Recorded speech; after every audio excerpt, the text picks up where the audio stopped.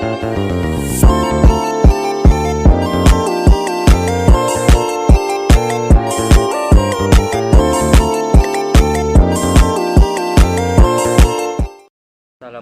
warahmatullahi wabarakatuh. Perkenalkan, nama saya Nelul Azam. Saya dari kelas A3 Prodi Akidah dan Filsafat Islam semester 1. Tujuan saya membuat video ini yaitu untuk memenuhi tugas dari mata kuliah kewarganegaraan.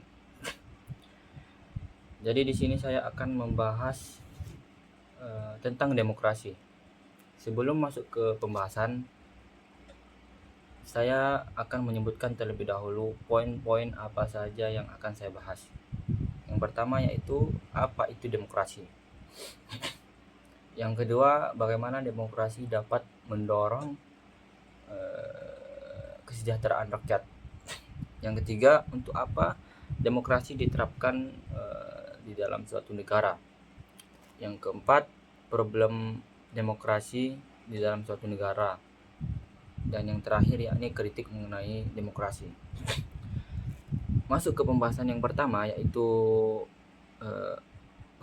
apa itu demokrasi. Jadi demokrasi secara etimologi berasal dari bahasa Yunani yang berarti demos, yaitu rakyat atau penduduk di suatu tempat, dan kratos yaitu kekuasaan atau kedaulatan. Jadi demokrasi itu adalah suatu sistem pemerintahan yang dimana kekuasaan berada di tangan rakyat yang dapat mengekspresikan keinginan atau kehendak mereka melalui pemilihan umum dan partisipasi aktif dalam pengambilan keputusan politik. Secara umum, demokrasi melibatkan prinsip-prinsip seperti kebebasan berpendapat, hak memilih, kesetaraan di hadapan hukum, serta perlindungan terhadap hak asasi manusia. Di dalam demokrasi, keputusan politik dibuat oleh mayoritas. Akan tetapi, hak-hak minoritas akan tetap dihormati. Bentuk demokrasi yang paling umum adalah demokrasi perwakilan, yang dimana rakyat memilih wakil-wakil mereka untuk membuat keputusan atas nama mereka. Contoh negara dengan sistem demokrasi seperti Amerika Serikat, termasuk juga negara kita yakni Indonesia yang memakai sistem demokrasi, dan banyak lagi negara-negara lainnya yang memakai sistem demokrasi negaranya. Jadi demokrasi juga bisa berkembang dalam berbagai bentuk seperti demokrasi langsung, yaitu rakyat langsung terlibat dalam pengambilan keputusan, ataupun demokrasi tidak langsung, yaitu melalui perwakilan. Masuk ke pembahasan yang kedua, yaitu bagaimana demokrasi dapat mendorong kesejahteraan rakyat. Jadi demokrasi dapat mendorong kesejahteraan rakyat melalui beberapa mekanisme penting. Yang pertama ialah partisipasi masyarakat. Demokrasi memungkinkan rakyat berpartisipasi dalam pengambilan keputusan melalui pemilu dan mekanisme politik lainnya. Dengan keterlibatan langsung, masyarakat dapat memilih pemimpin yang mereka anggap mampu memperjuangkan kepentingan dan kesejahteraan mereka. Yang kedua yaitu akuntabilitas pemerintah. Jadi sistem demokrasi mendorong adanya transparansi dan akuntabilitas, yang dimana para pemimpin bertanggung jawab kepada rakyat. Dan jika kebijakan pemerintah itu tidak meningkatkan kesejahteraan, maka rakyat memiliki hak untuk menggantinya melalui pemilu. Yang ketiga yaitu kebebasan berpendapat dan kritik.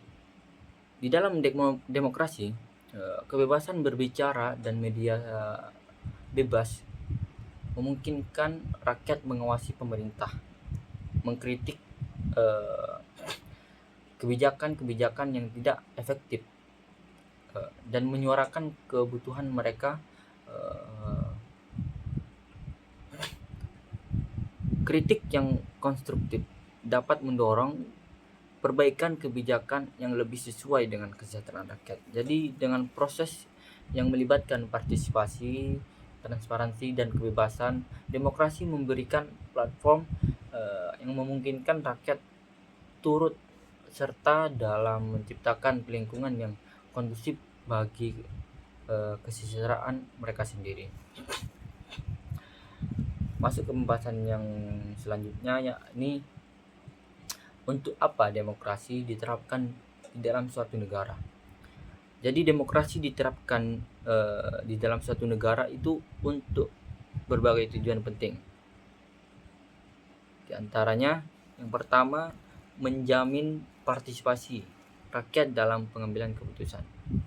Jadi demokrasi memberi setiap warga negara hak untuk ikut serta dalam memilih pemimpin dan memengaruhi kebijakan publik, sehingga suara rakyat menjadi landasan utama dalam pengelolaan negara.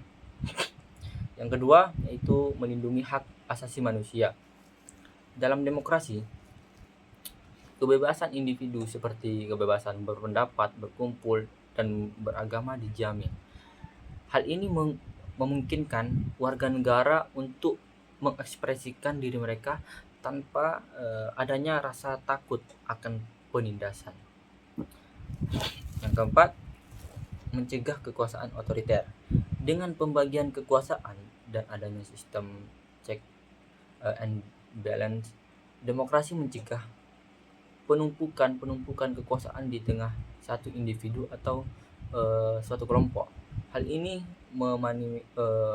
meminimalisir risiko munculnya pemerintahan otoriter yang represif. Dan yang kelima yaitu mencapai keadilan sosial. Demokrasi memungkinkan setiap warga negara memiliki kesempatan yang sama untuk berpartisipasi dalam proses politik, serta menuntut kebijakan yang lebih adil dan inklusif untuk semua lapisan masyarakat, bukan hanya untuk kelompok elit tertentu. Jadi demokrasi dengan semua mekanismenya diterapkan untuk menciptakan pemerintah yang lebih inklusif, adil dan bertanggung jawab atas rakyat-rakyatnya. Masuk ke selanjutnya, problem demokrasi dalam suatu negara. Demokrasi meskipun dianggap sebagai salah satu sistem pemerintahan yang paling adil, tetap menghadapi sejumlah masalah-masalah dan tantangan dalam pelaksanaannya di berbagai negara. Di sini ada beberapa masalah umum yang dapat terjadi di dalam demokrasi. Yang pertama adalah korupsi dan penyalahgunaan kekuasaan di beberapa negara. Pejabat yang dipilih secara demokratis dapat menyalahgunakan kekuasaan untuk kepentingan pribadi mereka atau kelompok tertentu. Korupsi di kalangan pemimpin politik dapat merusak kepercayaan rakyat terhadap sistem demokrasi dan mengurangi efektivitas pemerintahan. Yang kedua yaitu politik uang atau juga bisa disebut money politik. Dalam sistem demokrasi, khususnya selama pemilihan umum, uang seringkali digunakan untuk mempengaruhi hasil pemilu. Kandidat atau partai politik yang memiliki kekayaan yang lebih besar bisa membeli suara rakyat atau mengendalikan proses politik melalui pendanaan kampanye yang besar-besaran. Yang ketiga itu ketidaksetaraan ekonomi. Meskipun demokrasi menjanjikan kesetaraan politik, seringkali ada ketidaksetaraan ekonomi yang signifikan di antara warga negara.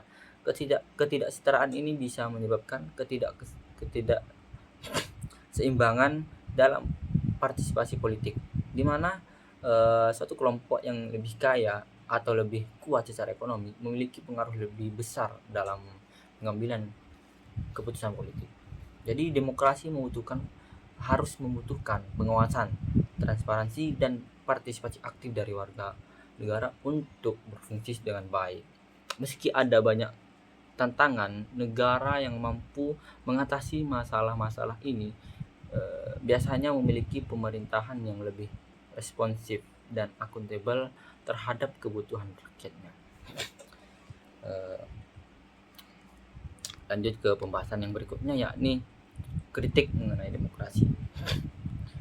Menurut eh, politisi, demokrasi bukan hanya tentang pemilu atau prosedur formal, melainkan cara hidup yang mengedepankan kebebasan berpikir dan keterlibatan aktif masyarakat. Ia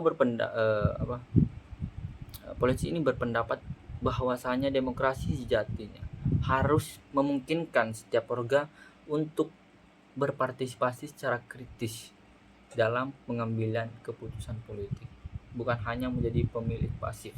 Demokrasi juga adalah ruang bagi pertarungan gagasan yang rasional dan terbuka. Ia juga mengkritik praktik demokrasi yang telah dibajak oleh oligarki, di mana kekuasaan dikuasai oleh segelintir elit yang lebih mementingkan kepentingan pribadi mereka daripada kesejahteraan rakyat. Selain itu, ya, menekankan pentingnya pendidikan politik agar rakyat dapat memahami isu-isu politik dengan lebih baik dan tidak mudah dimanipulasi oleh politisi populis.